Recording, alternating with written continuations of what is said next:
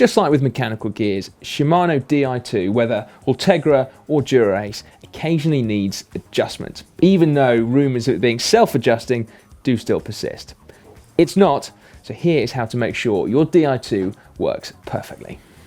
If your rear gears aren't shifting crisply, or the chain is making a rasping, clicking noise as you pedal, then the chances are that to correct it is just going to take one very simple adjustment. Because the problem is likely to be that the top pulley wheel on the derailleur isn't sitting correctly underneath each sprocket. So the noise you're hearing is actually the sound of the chain rubbing against one of the sprockets on either side of the gear you're actually in. If that's the case, then you need to shift into the middle of the cassette, so perhaps the 5th sprocket up, and then you need to enter adjustment mode. Yes, that's right, adjustment mode. To do that, you need to press and hold the button on your Di2 junction box. Now, it's normally located underneath the stem, and when you do it, a little red light comes on. This means that you are in adjustment mode, and you will be for the next minute or until you press and hold that button on the Di2 junction box again. And what it means is that every time you press one of the shift buttons on your right hand shifter, instead of actually changing gears, the rear derailleur will move only 0.2 millimeters, therefore allowing you to micro adjust the position of it underneath the sprockets, meaning that you can then get your chain to be quiet and also shift crisply. Look at the position of your rear derailleur from the back of the bike to try to ascertain which direction it needs to move.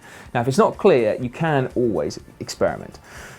So the button that normally shifts you into a harder gear will now similarly move the derailleur outboard, but just by 0.2 millimeters. And then the other shift button will of course do the opposite, moving it inboard. Now, you can actually see the derailleur moving, but perhaps more importantly, you can also hear the pitch of the chain change as I move it progressively more out of line. Meaning that in order to correct it, you simply move it the right direction, either inboard or outboard, until it stops making that noise. Now that should mean that you end up with crisp and silent shifting, but if you want to check, and I suggest you do, then press the button on your junction box again to leave adjustment mode, and then you can run through your gears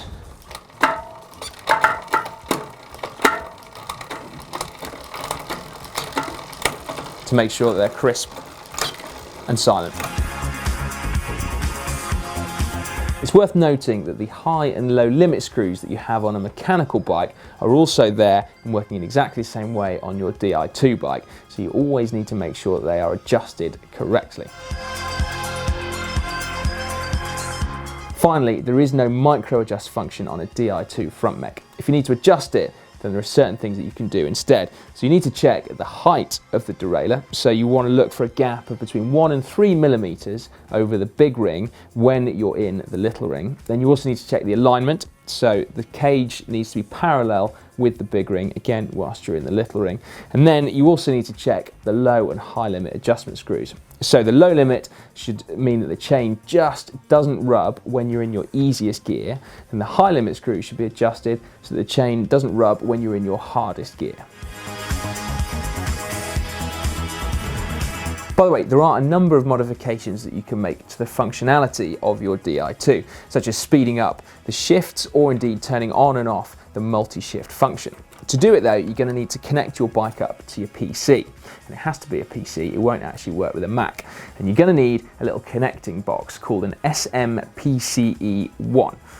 I think it's PCE01. Yeah, it's really expensive, and so in all likelihood, you'll probably just want to take your bike to your local bike shop and get them to tune it for you. Unless of course you've got loads of Di2 equipped bikes, or you're really serious about tuning it. Now, if you want to see a video about how to index mechanical group sets, maybe for old time's sake, or just to actually get a little bit more information about those high and low limit adjustment screws, then we've got a great video where it goes in detail, and it's just up there. Or to see how to fit an entire Di2 group set, then we've got a video just down there showing you exactly how. Finally, before you go, do make sure you subscribe to GCN. To do that, you can click somewhere there. It says subscribe in big letters, you can't miss it.